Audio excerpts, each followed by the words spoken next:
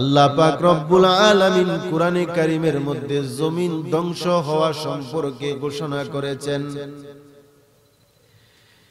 ইযা যুলজিলাতিল আরদু জিলজালাহা ওয়া আখরাজাতিল আরদু আসকালাহা وقال الإنسان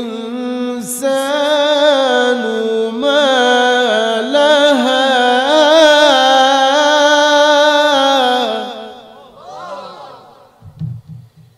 সাত তবক জমিন ধ্বংস হয়ে যাবে, জমিনের যা কিছু আছে সব কিছুর মরণ হয়ে যাবে। ওগো ভাইরা আমার, ওগো পর্দার আড়ালের মা বোনেরা, গভীর মনোযোগ। এই পৃথিবীর বুকে যা কিছু আছে সব কিছু যখন ধ্বংস হয়ে যাবে, ওয়ানাউযু বিল্লাহি মিন শুরুরি আনফুসিনা ومن سيئات أعمالنا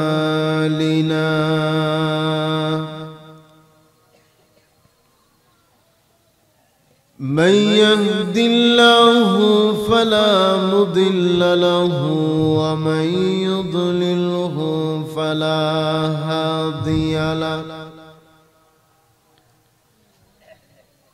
وأشهد أن لا إله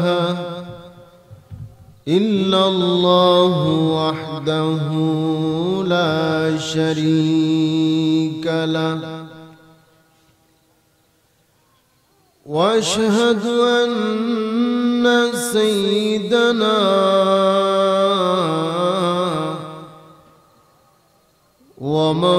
ومولانا محمدًا عبده ورسوله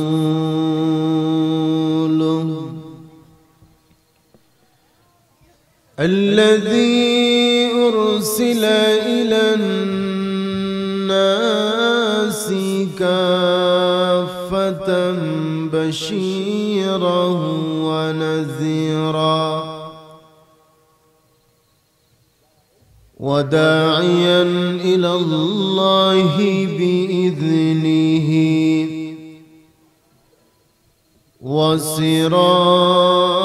وسراجا منيرا أما بعد فقد قال الله تعالى في كلامه المجيد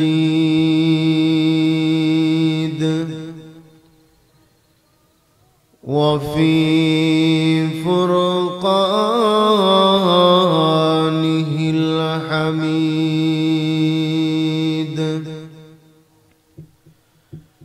أعوذ بالله من الشيطان الرجيم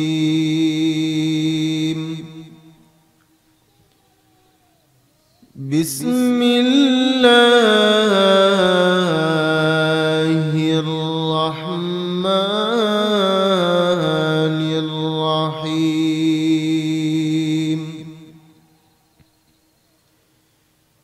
يا أيها الناس اتقوا ربكم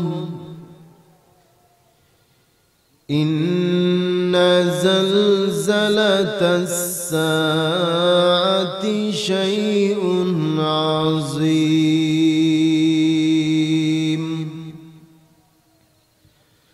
صدق الله العظيم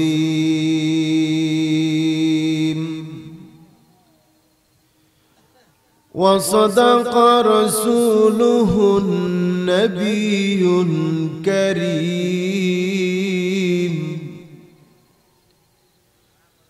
ونحن على ذلك من الشاهدين والشاكرين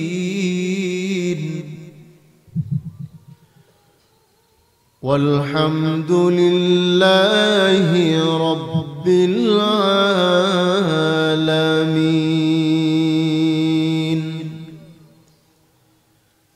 صلى الله على سيدنا ومولانا محمد وعلى آله وأصحابه وسلم بلغ العلا بكماله كشف الدجى بجماله حسنت جميع خصاله صلوا عليه وآله الحمد لله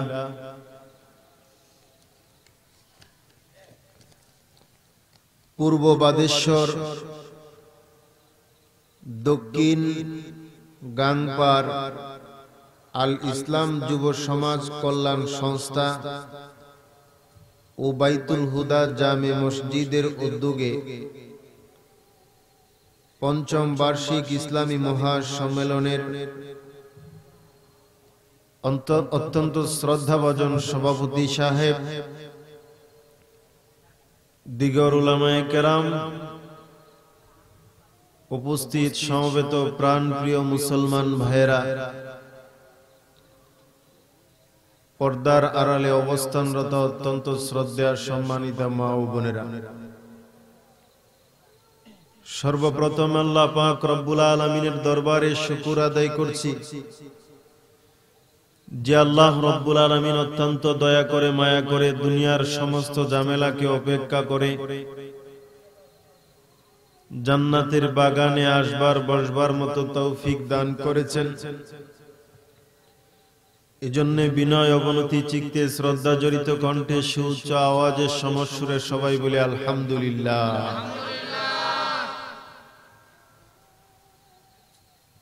আজকের আমাকে যে বিষয় দেওয়া হয়েছে কিয়ামতের ভয়াবহতা, কিয়ামতে আছে এই কথা বিশ্বাস হয়তো আমাদের। কিয়ামত দুই প্রকার, একটা হলো কিয়ামতে সুগরা, আরেকটা হলো কিয়ামতে কুবরা। একটা হলো ছোট কিয়ামত, আরেকটা হলো বড় কিয়ামত। ছোট কিয়ামত হলো যার যখন মৃত্যু হবে তখন থেকেই তার কিয়ামত শুরু হয়ে যাবে।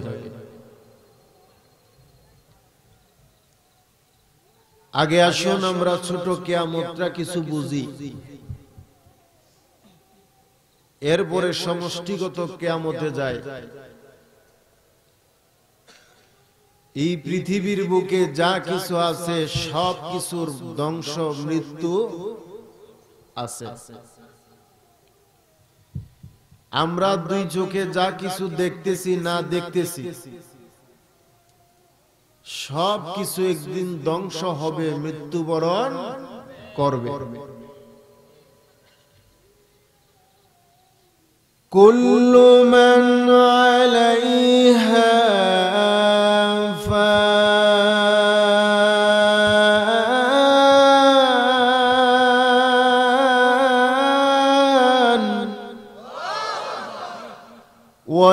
ويبقى وجه ربك ذو الجلال والإكرام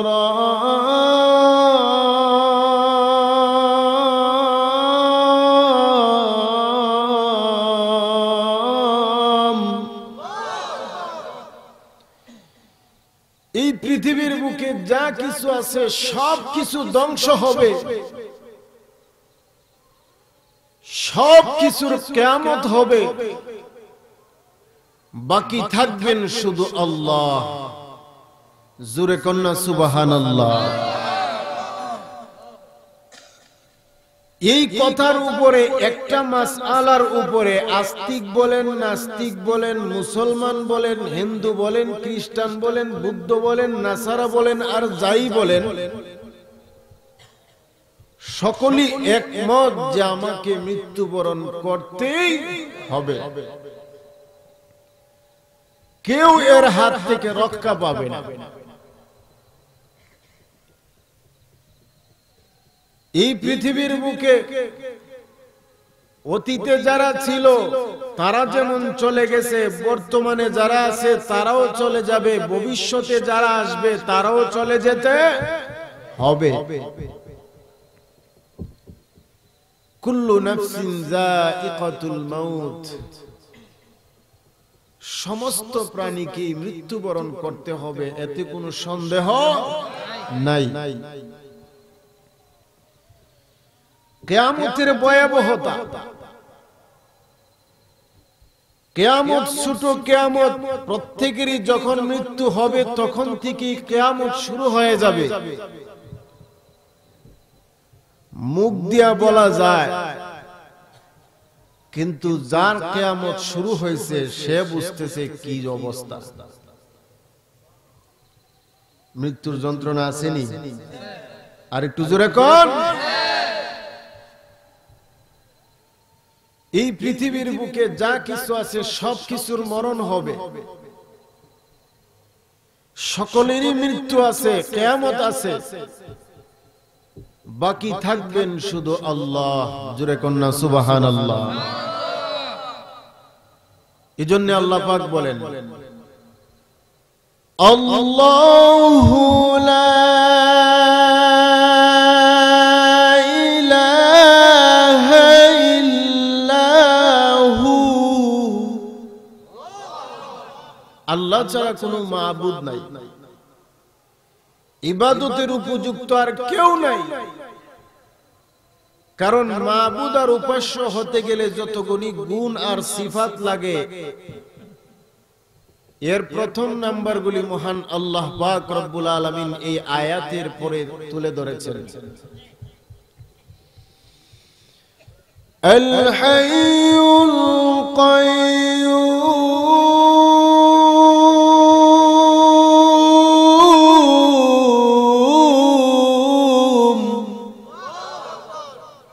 এক নম্বর হলো তিনি চিরঞ্জীব, যার কোনো মরণ নাই। দুই নম্বর হলো কাইয়ুম, যিনি সব জায়গায় বান্দার সব কাজে সব সময় যিনি উপস্থিত থাকেন এবং দেখেন, তিনি হলেন, আর একটু জোরে কোন, তাকে শরীয়তের পরিভাষায় হাজির ও নাজির বলা হয়। আমরা আসার আগে আল্লাহ এখানে ছিল তো? আমরা আছি, আছেন তো? আমরা চলে গেলে থাকবেন না? আমরা যদি যার যার ঘরে চলে যায় আল্লাহ দেখবেন তো? গাতার ভিতরে গেলে, পাহাড়ের সিবাত গেলে, সব জায়গায় যিনি থাকেন এবং দেখেন তিনি হলেন আল্লাহ। আল্লাহ পাক ব্যতীত বাকি যা কিছু আছে সকলেরই মরণ আছে, ধ্বংস আছে, কিয়ামত আছে। আল্লাহর নবী হযরত মুসা আলাইহিস সালাতু ওয়াস সালাম যেদিন এই পৃথিবীর জমিন থেকে বিদায় হয়ে গেলেন, তার এক ভক্ত তাকে স্বপ্নে দেখে জিজ্ঞেস করে, ওগো নবীজি, মরণ যে আপনার হলো, মৃত্যু যে আপনার হলো, মরণের সময় কি আপনার কোনো কষ্ট হয়েছে নি? হে ভাই, আল্লাহর নবী হযরত মুসা আলাইহিস সালাতু ওয়াস সালাম ডাক দিয়ে বলে, আমার পেটের ভিতরে বিষাক্ত কাঁটা ঢুকাইয়া তার মধ্যে আমার প্রত্যেকটা রগ রেশাগুলি পেঁচাইয়া তার মধ্যে রশি বান্ধিয়া কয়েক হাজার লোকে দরিয়া যদি হেসকানি দিয়ে একটা টান মারে তাহলে যেমন কষ্ট হবে, আমি মুসা পয়গম্বরের মরণের সময়ের চেয়ে অনেক গুণ বেশি কষ্ট হয়েছে।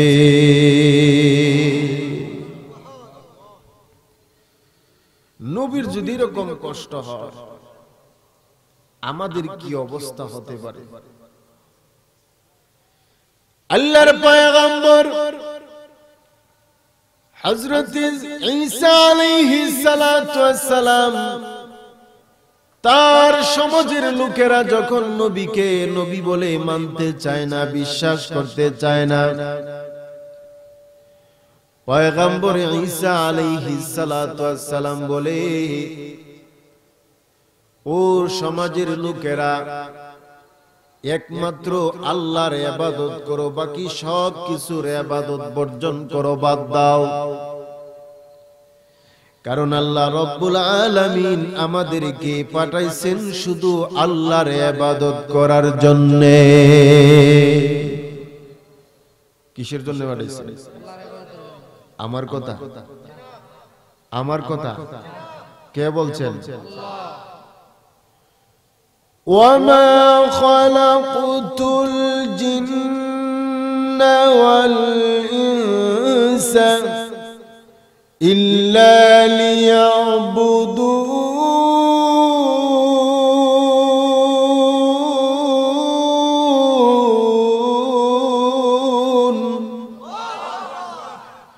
এই পৃথিবীর বুকে মানুষ এবং জিন জাতিকে পাঠাইছেন আল্লাহ পাকের ইবাদত করার জন্য।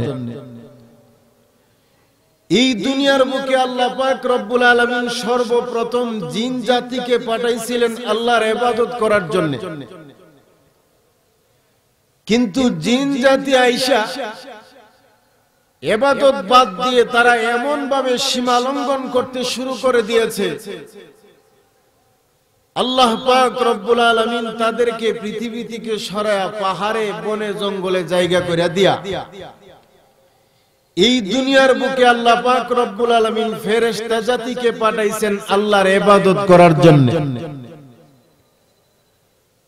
ফেরেশতা জাতি আয়েশা শুধু সুবহানাল্লাহ আলহামদুলিল্লাহ ওয়ালা ইলাহা ইল্লাল্লাহ আল্লাহু আকবার শুধু ইবাদতই করে, শুধু আল্লাহ পাকের শ্রেষ্ঠত্ব আর প্রশংসা বর্ণনা ছাড়া আর কিছু করে না। আল্লাহ পাক বলেন, ও ফেরেশতারা, তোমাদের মতো এরকম নিরামিষ মার্কা ইবাদত আমি আল্লাহর কাছে পছন্দনীয় নয়।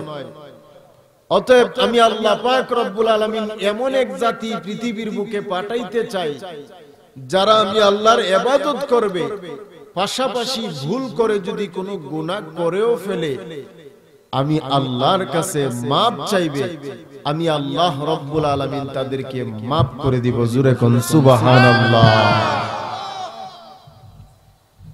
তাহলে আল্লাহ আমাদেরকে কেন বানাইছেন? কি করার জন্য? চুরি করার জন্য? বাটফারি করার লাগি? দুই নাম্বারি করার লাগি? আল্লাহ পাক আমাদেরকে হেদায়েত দান করুন। সবাই বলুন আমিন।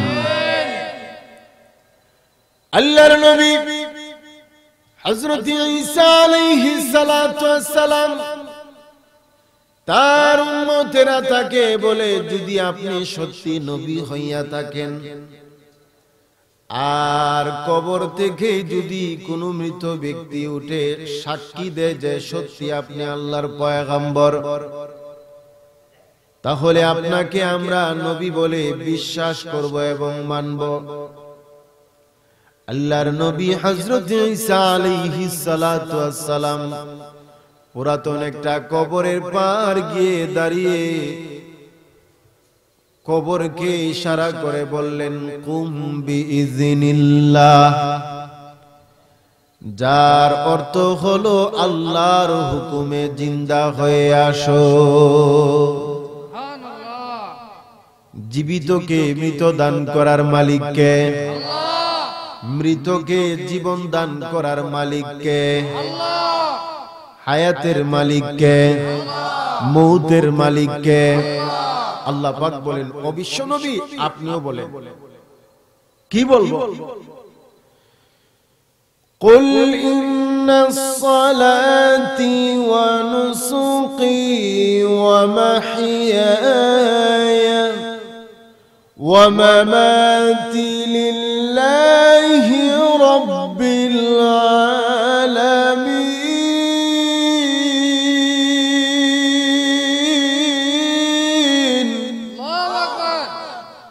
ওগো নবীজি আপনিও বলেন যে আমার জীবন, আমার নামাজ, আমার কুরবানি এবং আমার জীবন, আমার লাইফ এবং আমার মরণ ওই আল্লাহর হাতে, যিনি বিশ্ব জগতের পালনেওয়ালা মহান আল্লাহ। নবীজির হায়াত আর মওত যদি আল্লাহর হাতে হয়, আমার আর আপনার হায়াত আর মওত বড় পীর আব্দুল কাদের জিলানীর হাতে, মনে হয় নরেন্দ্র মোদীর হাতে, প্রধানমন্ত্রীর হাতে। বলে প্রধানমন্ত্রী ফিয়াইজি খাওয়াইতারে না, মরণ আর জীবন দিব কইতিকা? জোরে কোন ঠিক কিনা? আল্লাহর নবী হযরত ঈসা আলাইহিস সালাতু ওয়াস সালাম যখন কবরের পার গিয়ে দাঁড়িয়ে বললেন কুম বিইজনিল্লাহ, দেখা গেল কবরের উপরের মাটি দুই পাশে সরে গেছে। কবরের ভিতর থেকে একজন লোক দাঁড়িয়ে বলতেছে আসসালাতু ওয়াসসালামু আলাইকা ইয়া ঈসা রূহুল্লাহ। এবার ঈসা আলাইহিস সালাতু ওয়াস সালাম ডাক দিয়ে বলে মান আনতা ওয়া মা ইসমুকা, হে ভাই আপনি কে এবং আপনার কি পরিচয়, আপনার নাম কি? কবর থেকে উঠনেওয়ালা ব্যক্তি জবাব দেয় আমি হলাম সাম, হযরত নূহ আলাইহিস সালাতু ওয়াস সালামের সন্তান। এবার ডাক দিয়ে বলে হে ভাই সাম, সমাজের লোকেরা আমাকে নবী বলে বিশ্বাস করতে চায় না, নবী বলে মানতে চায় না, আপনি সাক্ষী দেন তো আমি আল্লাহর পয়গম্বর কিনা। এবার সাম জবাব দিয়ে বলে আমি সাক্ষ্য দিলাম নিশ্চয় আপনি আল্লাহর পয়গম্বর। যেই কথাটা আমি বলতে চাই, আল্লাহর নবী সামকে জিজ্ঞেস করলেন হে ভাই সাম, আপনি বলুন তো আমি সত্যি আল্লাহর পয়গম্বর কিনা? সাম বললেন আমি সাক্ষ্য দিলাম আপনি সত্যি আল্লাহর পয়গম্বর। এবার হযরত ঈসা আলাইহিস সালাতু ওয়াস সালাম বলে হে ভাই সাম, আপনি যেহেতু দুনিয়াতে আসছেন, মহান আল্লাহ আপনাকে আবার দুনিয়াতে পাঠাইছেন, অতএব আপনি কি পৃথিবীর বুকে আরো কিছুদিন থাকতে চান নাকি চলে যেতে চান? যদি থাকতে চান তাহলে আমার কাছে বলেন, আমি মহান আল্লাহর কাছে ফরিয়াদ করব আল্লাহ যেন আপনাকে আরো কিছুদিন থাকার মতো সুযোগ করে দেয়। আর যদি না থাকতে চান তাহলে সোজা কবরে চলে যাবেন। এবার সাম ডাক দিয়ে বলে ওগো আল্লাহর নবী, আমি যদি পৃথিবীর বুকে আরো কিছুদিন থাকি তাহলে আবার কি আমার মরণ হবে? মালাকুল মউত আজরাইল কি আমার কাছে আবার আসবে? ওগো আমার ভাই, ওই মৃত ব্যক্তি চিৎকার দিয়ে বলবে, তোমরা কারা গো, কে কোথায় আছো, আমাকে বাঁচাও। মালাকুল মউত আজরাইল আমাকে ধরে ফেলেছে, আমাকে বাঁচাও। ভাইরা আমার, চিৎকার করে ডাকতে থাকবেন, কাঁদতে থাকবেন। সেদিন কিন্তু আপনার পাশের আত্মীয় স্বজন কেউ আপনার চিৎকার শুনবে না। কিন্তু সেদিন চিৎকার করলে, কানলে কোনো কাজে আসবে না। কারণ আল্লাহ রাসূল বলেন, কিয়ামতের আলোচনা, মৃত্যুর আলোচনা, আমার উম্মতের সর্বশ্রেষ্ঠ নসিহত এই কথা যদি অনুধাবন করতে পারে যে আমি একদিন মারা যাব, আমার কিয়ামত হয়ে যাবে, এই পৃথিবী, এত সুন্দর আকাশ, এত সুন্দর জমিন, সবকিছু একদিন ধ্বংস হয়ে যাবে, সকলেরই মরণ হবে, এই কথা যদি অন্তরের ভিতরে এসে যায়, জিন্দেগিতে সে কোনোদিন সুদ খেতে পারে না। কথা কয় না? জিন্দেগিতে সে কোনোদিন ঘুষ খাইতে পারে না। এই কিয়ামতের ভয় যদি তার ভিতরে চলে আসে, জিন্দেগিতে সে কোনোদিন ক্ষমতার চেয়ারে বসে দুর্নীতি করতে পারে না। ভাইরা আমার, কিয়ামত শুরু হবে সাত তবক জমিনের নিচ থেকে। জমিন থেকে যখন কিয়ামত শুরু হবে, একদিন সাত তবক জমিন ধ্বংস হয়ে যাবে। আল্লাহ পাক রব্বুল আলামিন কুরআনে কারীমের মধ্যে জমিন ধ্বংস হওয়া সম্পর্কে ঘোষণা করেছেন, ইযা যুলজিলাতিল আরদু জিলজালাহা ওয়া আখরাজাতিল আরদু আসকালাহা ওয়া ক্বালাল ইনসানু মা লাহা।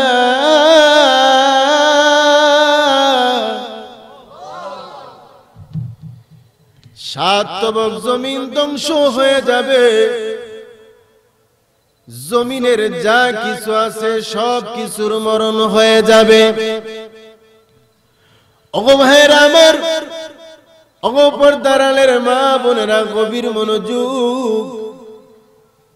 এই পৃথিবীর বুকে যা কিছু আছে সব কিছু যখন ধ্বংস হয়ে যাবে, এমন কি এত বড় বড় পাহাড়গুলি যা আমরা দুই চোখে দেখতেছি, পাহাড়গুলি তুলার মতো বাতাসে উড়তে থাকবে। আমরা মনে করতেছি এত বড় জমিন ধ্বংস হবে কিভাবে? আল্লাহর রাসূল যখন এই কথা ঘোষণা দিলেন, আল্লাহ যখন আয়াত নাজিল করে জানায় দিলেন একদিন ধ্বংস হবে, এই পৃথিবীর সবকিছুর মরণ হবে, অতএব এই কথার উপরে আমাদেরকে ঈমান আনতে হবে। কাফেরদের মধ্যে বিভিন্ন ধরনের মতামত। একদল বলে কিয়ামত হবে, পৃথিবী ধ্বংস হয়ে যাবে, এটা আমাদের বিশ্বাস হয় না। জোরে কন্যা নাউজুবিল্লাহ।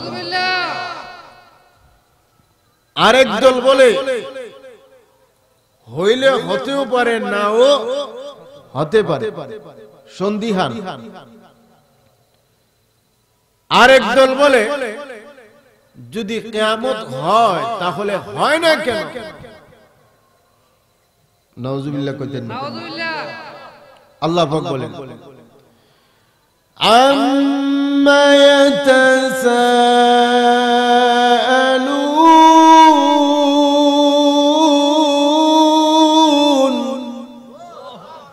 আনিন নাবাইল আযীম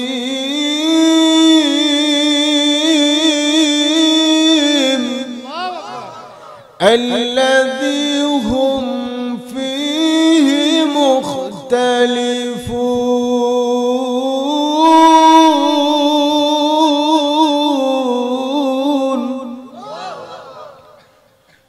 তারা কিয়ামত সম্পর্কে ইখতিলাফ করে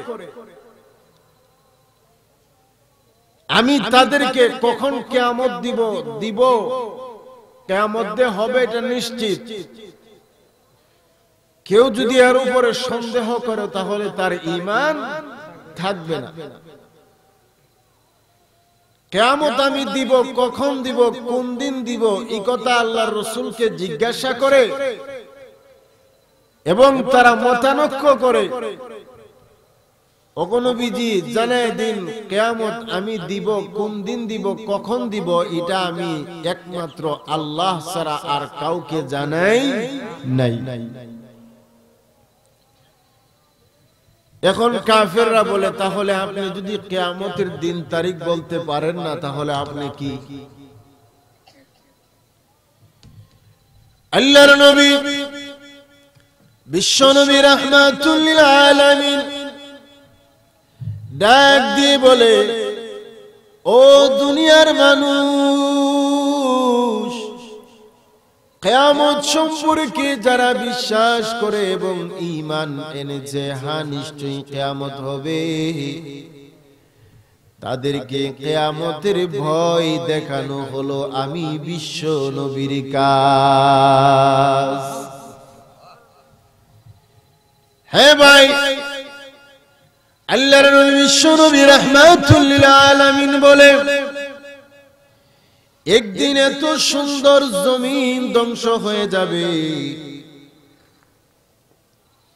এই বিশাল জমিনের কিয়ামত হয়ে যাবে এবং একের পর এক স্তরে স্তরে যখন সমস্ত মাটি ধ্বংস হয়ে যাবে জমিনের কিয়ামত হয়ে যাবে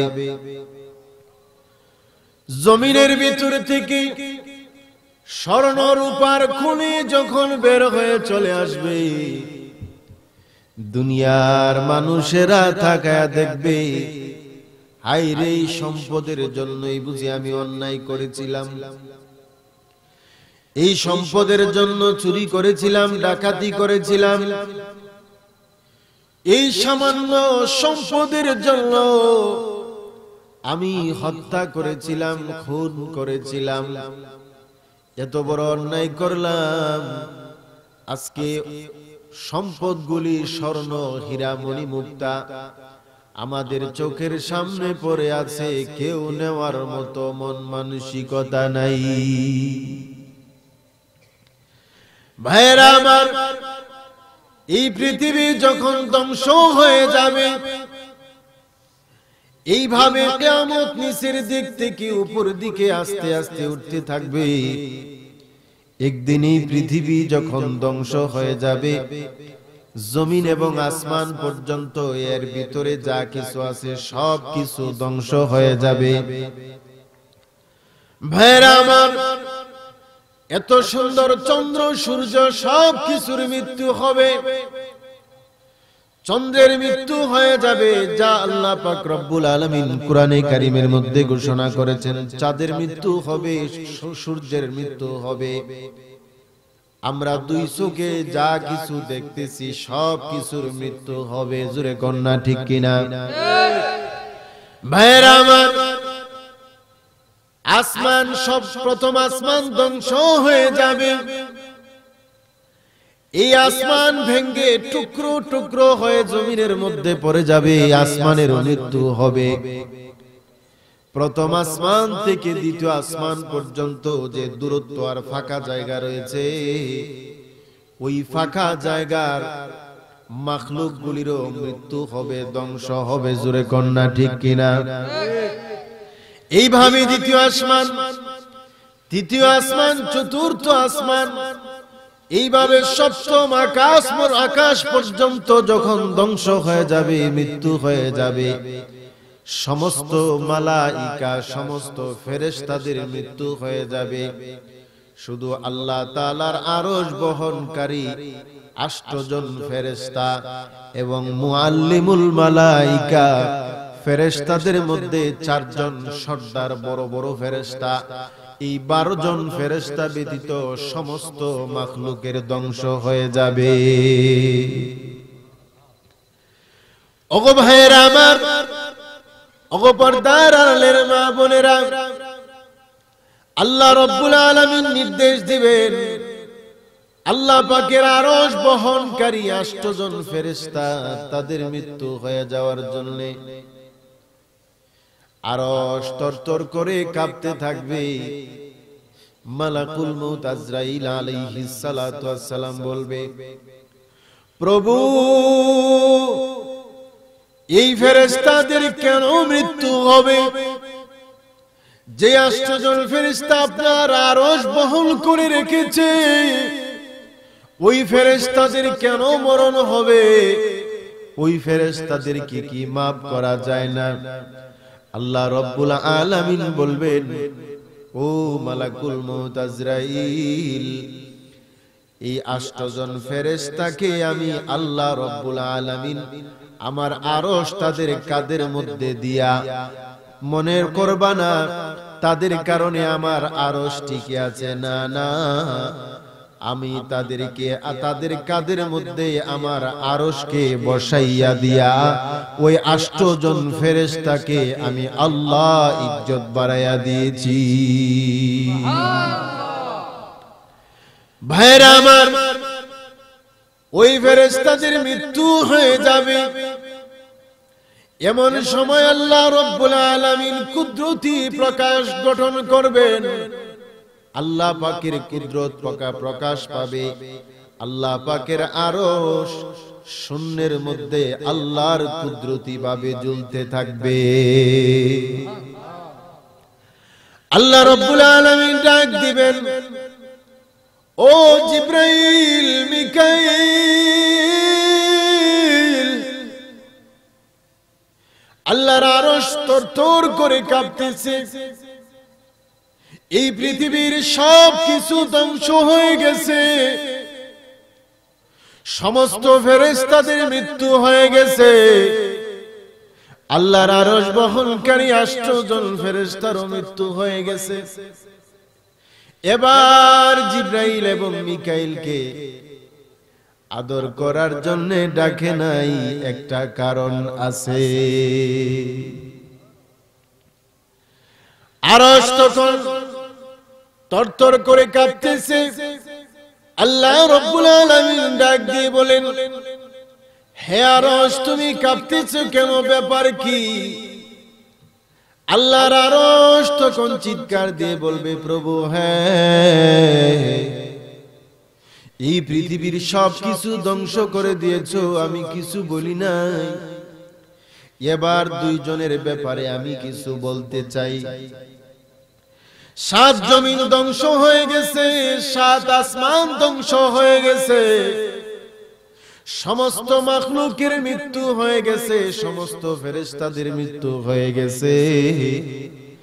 এবার আমি 2 জনের ব্যাপারে কিছু বলতে চাই, যে একজন হলো আপনার নবীর খাদেম, আর একজন হলো আপনার নবীর উম্মতের খাদেম।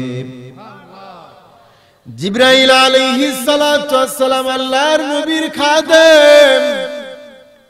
যখন ওহীর প্রয়োজন হইতো, যখন যা কিছুর প্রয়োজন হতো, আল্লাহ রাব্বুল আলামিন ফেরেশতাদের জিবরাইল ফেরেশতার মাধ্যমে নবীর কাছে পাঠাইয়া দিতেন। জোরে কন্যা ঠিক কিনা?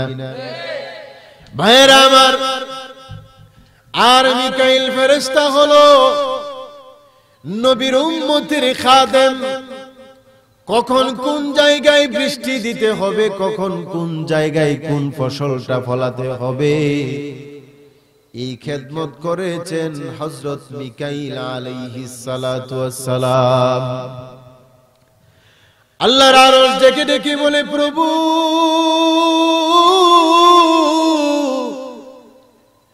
আমি তাদের ব্যাপারে একটা সুপারিশ করতে চাই। আপনার নবীর খাদেম এবং নবীর উম্মতের খাদেমদেরকে কি একটু মাফ করা যায় না? আল্লাহ রাব্বুল আলামিন ডাক দিয়ে বলে, এটা কেমন সুপারিশ? যে নবী যার উসিলায় আমি तमाम পৃথিবী সৃষ্টি করলাম, যে নবীর উসিলায় আমি 7 আসমান 7 জমিন কুল কায়নাত সব কিছু সৃষ্টি করলাম, ওই নবী দুনিয়াতে থাকতে পারে নাই। ওই নবীর মৃত্যুর সময় তুমি আরশের কোনো সুপারিশ গ্রহণ করো নাই, ওই দিন তোমার জবান খুলো নাই। আর নবীর খাদেমকে মারা যাবে, নবীর খাদেমের ব্যাপারে সুপারিশ করো, এমন অগ্রহণযোগ্য সুপারিশ আমি আল্লাহ রব্বুল আলামিন কবুল করতে পারি না। আরেকটু জোরে কন্যা সুবহানাল্লাহ। হ্যাঁ আরশ, যে নবীর উসিলায় আমি পৃথিবী সৃষ্টি করলাম, যে নবীর উসিলায় আমি কুল কায়নাত সৃষ্টি করলাম, ওই নবীজির ব্যাপারে তোমার কোনো সুপারিশ করো নাই।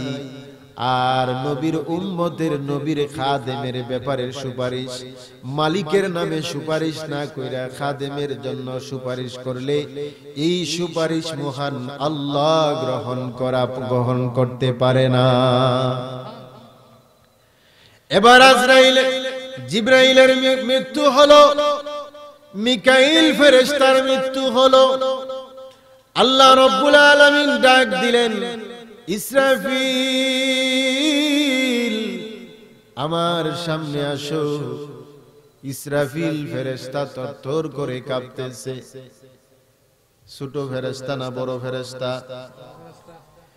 যে ইসরাফিল সম্পর্কে কিতাবের মধ্যে উল্লেখ করেছেন, এই পৃথিবীর সমস্ত সাগর সমুদ্রের পানি যদি ইসরাফিল ফেরেশতার মাথার মধ্যে ঢেলে দেওয়া হয়, এক ফোঁটা পানি জিন্দেগিতে জমিনে পড়বে না। এত বড় ফেরেশতা, যার কপালের মধ্যে 30 পারা কোরআনে কারীম আল্লাহ রাব্বুল আলামিন এক একটা পাহাড়ের সমপরিমাণ অক্ষর দিয়ে দিয়ে আল্লাহ রাব্বুল আলামিন লিখে দিয়েছেন। ওই ফেরেশতা ভাইরা আমার, ওই ফেরেশতা বুঝতে পারলেন যে আমার মৃত্যু হয়ে যাবে। আল্লাহ রাব্বুল আলামিন ইসরাফিল ফেরেশতার মৃত্যু ঘটায়া দিলেন এবং আল্লাহর কুদরতে সিংহা আল্লাহর কুদরতে আরশের ডান পাশে ঝুলে গেল। ভাইয়ের আমার, এবার কার পালা ছড়ে আসলো? আল্লাহ রাব্বুল আলামিন আজরাইল আলাইহিস সালাতু ওয়াস সালামকে ডাক দিয়ে বলেন, আজরাইল আর কে আছে বলো। এবার আজরাইল ডাক দিয়ে বলে, প্রভু আপনি আর আমি ছাড়া এই পৃথিবীর বুকে আর কেউ নাই। এবার আল্লাহ রাব্বুল আলামিন ডাক দিয়ে বলেন, আজরাইল এবার তুমি তোমার জানটাকে বের করে দাও। আজরাইল আলাইহিস সালাতু ওয়াস সালাম এই কথা শোনার পরে এমন জোরে একটা চিৎকার মারলেন, কিতাবের মধ্যে উল্লেখ করেছেন যদি ওই দিন পৃথিবী থাকতো, আজরাইলের এক চিৎকারের কারণে পৃথিবী ধ্বংস হইয়া যাইত। ভাইরা আমার, আজরাইল আলাইহিস সালাতু ওয়াস সালাম বললেন, প্রভু মরণ এত কষ্ট, মৃত্যু এত কষ্ট, সারা জীবন মানুষের এবং প্রাণীর মৃত্যু আমি ঘটাইলাম। মরণ যদি এত কষ্ট জানতাম, জিন্দিগিতে আমি আজরাইল কাহারও জান কবজ করতাম না। ভাইরা আমার, এইভাবে সব কিছুর ধ্বংস হয়ে যাবে। আল্লাহ রাব্বুল আলামিন তখন ডাক দিয়ে বলবে, কইরে পৃথিবীর রাজা বাদশারা, কই রে পৃথিবীর বাদশা, কই রে পৃথিবীর ক্ষমতাসীন, কই রে পৃথিবীর বাহাদুরেরা, কে আছো আমার সামনে আসো। কেউ দাঁড়াইবনি, কাহারও দাঁড়ানোর মতো ক্ষমতা নাই। আল্লাহ রব্বুল আলামিন তখন ডাক দিয়ে বলবে, লিমানিল মুলকুল ইয়াউম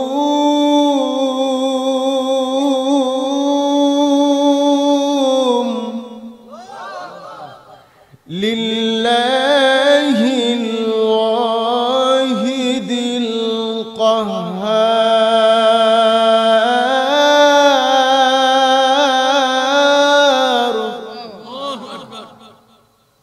আজকের দিনের শাসন ক্ষমতা কার হাতে? একমাত্র আল্লাহর হাতে। সেদিন আল্লাহ বলবেন, আমি আর নরম নয়, আজ আমি রহমান নয়, আজ আমি কাহ্হার। হাসরের ময়দান কায়েম হবে। ভাইরা আমার, কিয়ামতের ভয়াবহতা এমন কঠিন হবে, একটু নেকের যদি অভাব হয়ে যায়, নিজের জন্মদাত্রী মা পর্যন্ত নিজের সন্তানের কাজে আসবে না।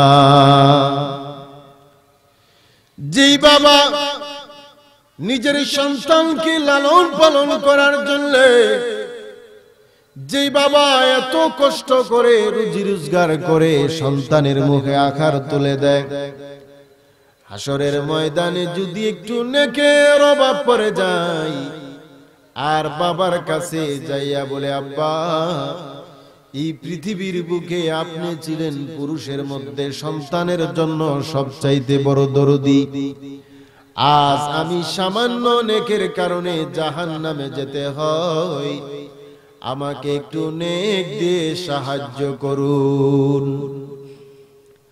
ভাইরা আমার, বাবা তখন ডাক দিয়ে বলবে, না না, আমার এই পৃথিবীর বুকে আমার কোনো সন্তান ছিল বলে আমার মনে পড়ে না।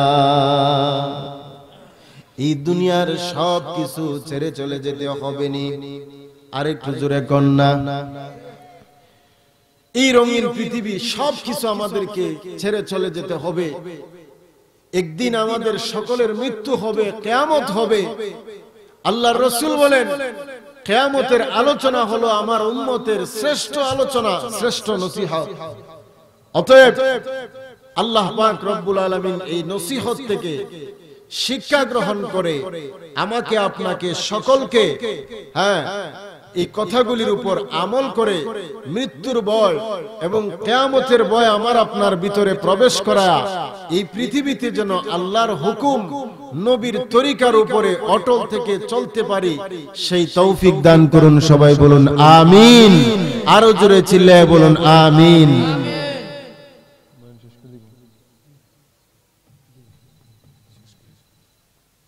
আল্লাহ পাক এই মাহফিলকে কবুল করুন। সবাই বলুন আমিন। আজ প্রথম দিন, আগামীকাল দ্বিতীয় দিন। আল্লাহ পাক আমাদের সকলকে এক একজনকে সাথে আরো দুইজন করে এই মাহফিলে নিয়ে আসার মতো তৌফিক দান করুন। সবাই বলুন আমিন। কামা সাল্লাইতা আলা ইব্রাহিম ওয়া আলা আলি ইব্রাহিম ইন্নাকা হামিদুম মাজিদ।